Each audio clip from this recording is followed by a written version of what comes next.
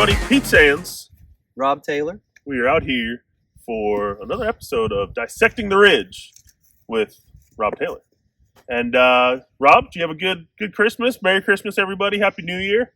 We're rolling into 2023. Yep, kiddos got spoiled, as always. I was on a cruise ship, so... Little man's first Christmas, so that was cool. 80 degrees compared to 10 degrees was really, really nice. Yeah, we got some snow. Yep. That was cool. Okay. That was cool, yep. Our daughter loved that. Yeah. But, yeah, got a new goodie, too. My clubs are rolling in here, so I got my hybrid today. Slowly but surely.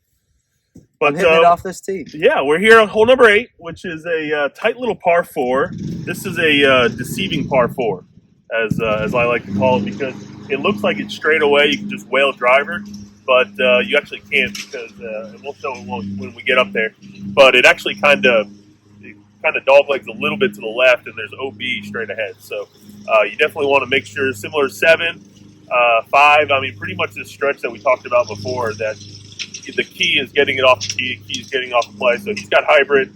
I got a little 2-iron. We're gonna try the shot tracer again. We're still working out the kinks with that, and we are getting mics at some point, right, Rob? Yeah, we have the mics. We got to get them. Okay. So we got a guy. It's December in Alabama. I don't know what grass he's mowing, but he's out there mowing. So I mean, kudos to him. Hey. But we will. Doesn't keep us from dissecting. No, we dissect in any kind of weather. Yeah. So Rob, you're 2 up. That's right. We had a little bit of a holiday break, so I feel me moving into 2023. That's when I'm gonna make my run. I'm a Jordan. I'm 2-3. Okay. So we're gonna see if the new year can bring what was that? Good tides and many birdies. We'll see. So we got our boy Clay Kelly on the camera today, so we appreciate it, Clay. DJ Clay on the ones. Yeah, he top 5 this year's club championship, by the way. Top 5. I won't tell you how many people were in his flight, but he top 5 that club championship. But so that's why it's not a floating camera. You can see both Rob and I. But Rob, you still got the box.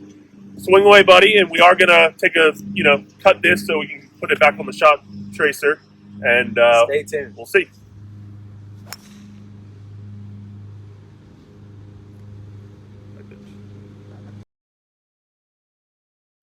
So Rob, with his new toy, you just saw, piped it down the middle. So a little pressure here. That was pretty ideal on this hole. Make sure you did what you just did. Yeah, I would say ideal is a good word for it. Yeah. So I got the little hockey stick. Go Havoc, by the way, and we'll see if I can't mimic Rob's performance.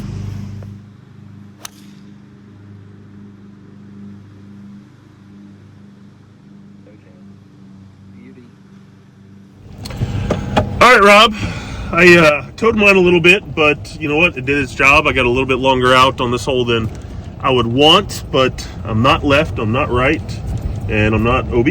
Yeah, that's the key here. You don't have to do a lot off this tee to give yourself a shot. I mean, pulling driver here, it's few and far between that I'll hit a driver here, and usually it's just dictated on what kind of wind it is. But most of the time it's hybrid 2-iron. I just got that hybrid. I also have a 2-iron that I'll swap in and out depending on what golf course or conditions I'm playing. Will dictate which club I bring with me that day. But this hole is just kind of like 7. Put it in the fairway and give yourself a shot at the green. Well, we just passed my ball. It's about 20 yards behind us because I must have really towed that because I got a whole Walmart in between you and I right now. So, but hey, you know what? Fairway. Let's see what I can do with it, and I might have 2-iron in as well. So there you go. We'll see when we get some yardages. 2-piece. I am 185 yards out, so it was definitely a toe job. And you actually said you saw, Rob, in my swing. You said you saw that toe kind of flailing open a little bit, which would have caused that, I guess. Well, no, after you hit it. Oh, after I hit it, okay. You hit it, you could see the toe just. You can see the club just bam like that. Well, so I got 6-iron. I got one. I think it was 182. I think I said 185. 182, which still a little chilly out. So this is like 190 if I really get a hold of it. So I'm gonna trust that the cool air in the afternoon that we're at right now is gonna slow that ball down a little bit. But I'm just hoping to get this one on the green. Yep. And yeah. So. The good news is, even with the mishit shot, he's got an opportunity to knock it on the green still from here. He's in the middle of the fairway, no harm, no foul, kind of. You can see from the camera angle, you can see how it all kind of shrinks up. So yeah, the further you hit it down there, the tighter it gets. When we get up to Rob's ball, which is now I'm looking at like 2 Walmarts in between us. When we get down to Rob's ball, we'll be able to see where that out of bounds. It very narrows. So that's why drivers not play here. So I mean, it is if I would have hit this straight, even at this angle, I would have had a opportunity to get OB. And then there's OB left, OB right, very tight hole that it could put up a big number real quick, and that's what you try to avoid, especially amateurs and higher handicaps. You just want to avoid those big numbers that hopefully I won't get on this hole. So, but I'm going to try to play a little catch up here. So let's see if I can't hit the green.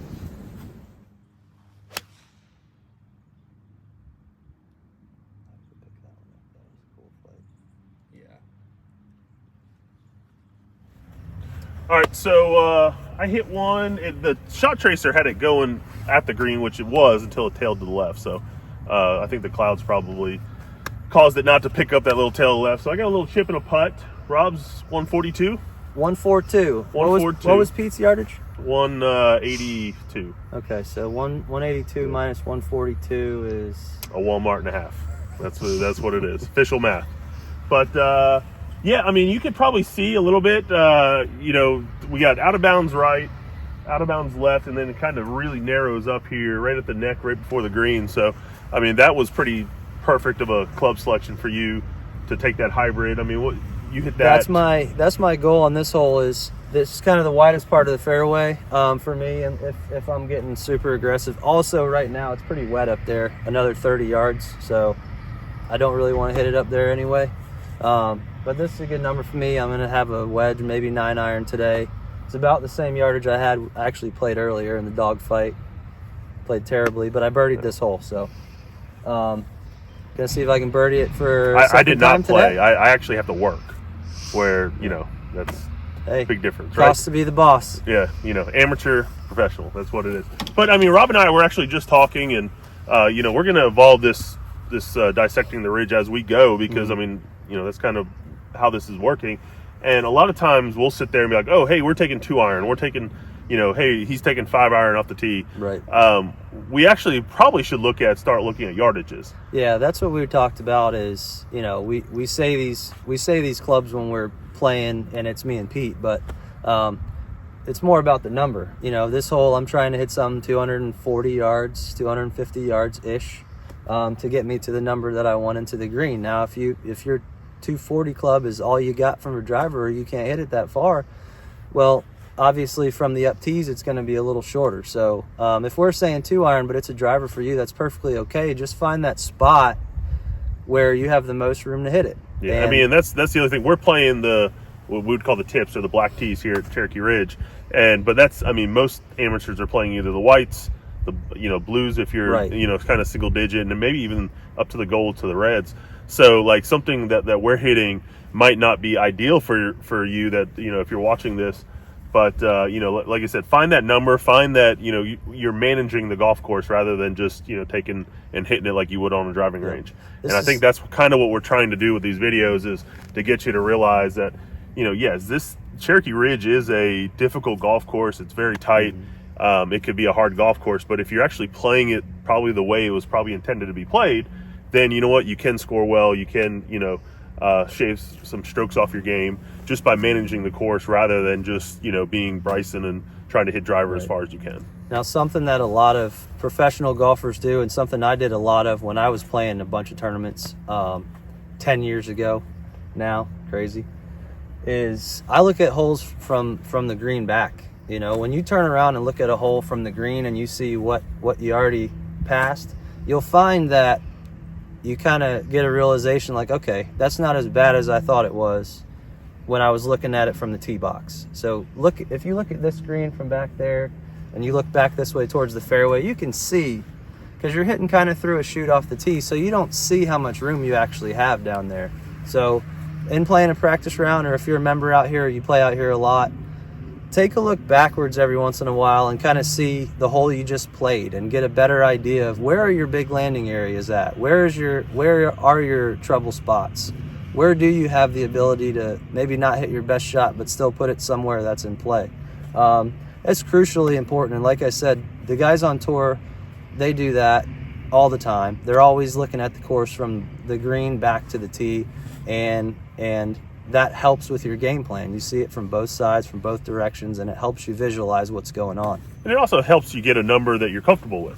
So, I mean, there's, especially as an amateur, there's times where, you know, I could hit driver and I might have half wedge in, right, where I would have been better off taking a full shot with a full wedge or something like that. So, and then, you know, listen, the more for these videos, I mean, we get to 1,000 people liking, subscribing to us on YouTube. I mean, we might be able to afford a drone to, you know, show you the wide spots of fairways and different things. So, you know, make sure you're subscribing to our YouTube page. Yeah, there's lots of cool stuff that we have on the docket here for 2023 with things like this content, so everybody can kind of see what's going on. And maybe if it's not the best day to play golf, you can still watch a video or two and get something out of it. And, you know, obviously we have a blast doing this, and we're just looking forward to continuing to get the momentum with it and keep it moving forward and getting better for everybody.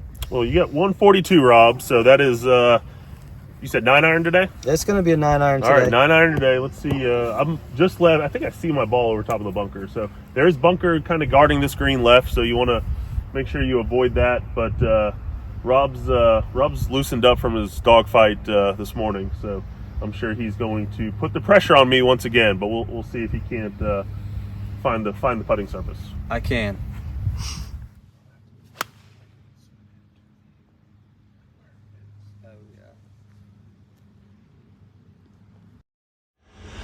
All right, so both Rob and I found the bunker.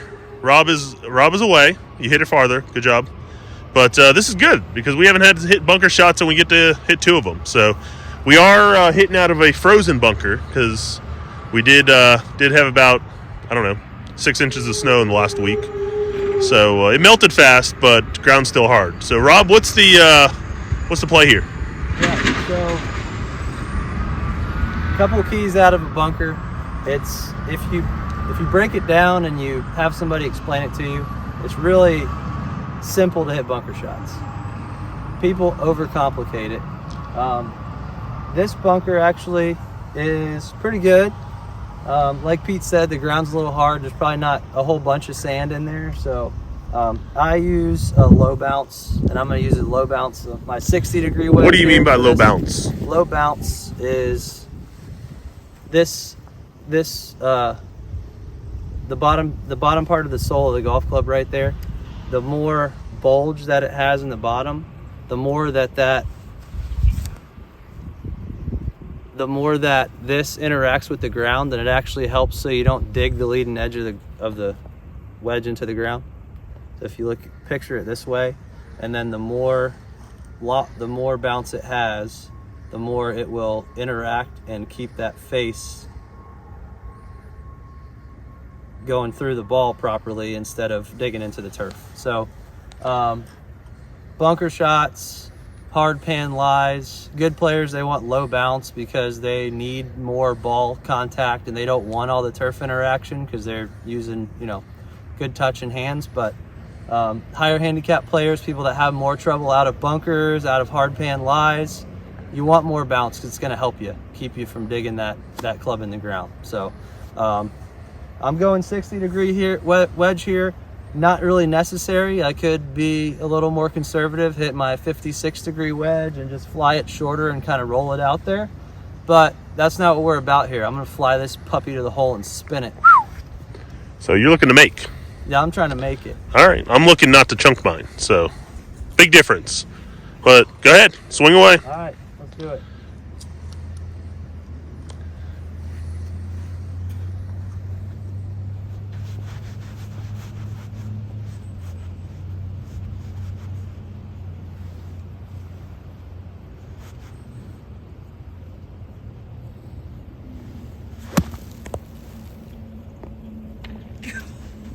Maybe like that, Pete.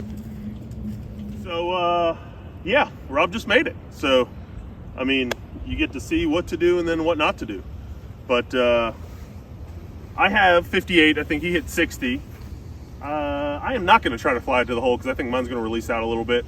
But yeah, I mean, to follow that, we'll see. But good luck to me, I'll tell you that much.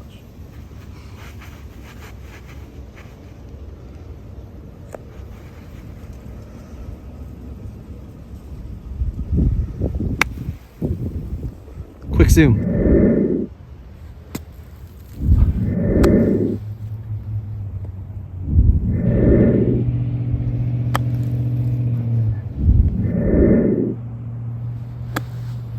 Better.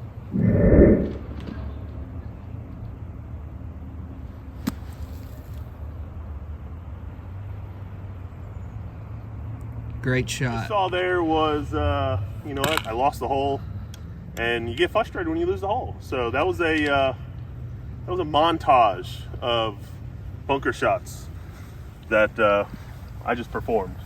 So, and you know, as humbling as this is, this was the best one. So I'm going to try to make a putt just to make a putt, just so I can say I did something this hole. So Rob, once again, great shot, buddy.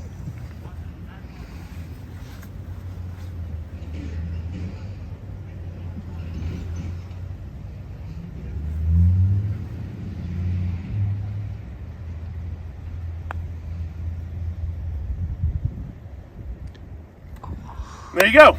So Rob, great hole, buddy. Thanks, buddy. You know. So the bunker shot, and maybe at some point in time we'll do a video where we just talk about that. As you guys know, most of you know, I'm starting an academy as well. We're going to be doing a lot of stuff out of here, kind of together. And on the academy side, I want to do a lot of videos where we go over specific shots, and it's more of an instructional type of atmosphere. And I would love to deep dive in the bunker. I've always been comparatively a pretty good bunker player. So one quick thing, a big thing that I see a lot of times out of bunkers is people are timid. They're afraid to hit a bunker shot like you really are supposed to, which is with a lot of speed and just trusting where your club's bottoming out at. So 2 inches behind the ball and hit it, man. Just let it rip, because a bunker shot in reality is actually one of the easiest shots to hit an acceptable shot, because if you catch a little too much sand, the ball won't spin as much, it won't fly as far, but it'll roll out further. Conversely, if you catch the ball a little too clean, it will spin more, it will fly further, but it will stop. So the variable there is lower, because you have something that's kind of acting as a buffer between the ball and the club. And the more of it you have, the more it affects the ball. The less of it you have, the less it affects the ball. So, but we can talk about that more in another video. And sorry, Pete. Hey, listen, if I'm going to lose, then I would rather lose to that. But we're going to move on to hole number 9, even though I've lost the front officially. But we're going to move on to hole number 9, one of my favorite holes on the golf course, especially from the tee. It's just gorgeous. You got the mountain in the background. Yep. But to finish up on hole 8, tight par 4, about 230-ish, 240-ish off the tees, probably ideal. Probably for majority of the tee boxes. Depending on what tee you're playing from, obviously the yardage will change, but the objective is the same. You want to hit it, in the widest part of that fairway, which is once you get out of the chute off the tee, it opens up and then it closes back up again as you get further up the fairway towards closer to 100 yards. So whatever club it is that gets you to that widest part of the fairway, hit that one. And we've now finished the 4, 5, 6, 7, 8, that like stretch of holes where you really have to manage the golf course. And now we're moving on to 9, which that is a hole that you can take driver and whale, and you can miss a little bit right, you can miss a little bit left. We'll get there next week. But if you haven't already subscribed, make sure you subscribe to our YouTube channel, like us on Facebook, Instagram. Like Rob was saying, we got a lot of fun things for 2023. We appreciate everybody. I mean, I've been here roughly about 6 months. Rob's been here about 4 or 5 months.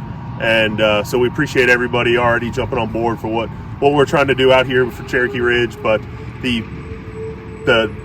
goodness is just to come. So we still have a lot planned, and we look forward to 2023. If you guys have any suggestions, comments, whatever, I mean, feel free to reach us out here on Facebook, or just give us a call, stop in, do whatever. But we'd love to see you out here on the Ridge. Happy New Year, Merry Christmas to everybody. And Rob, that's a heck of a golf shot. Thank you, sir. Happy New Year to everyone. We appreciate y'all.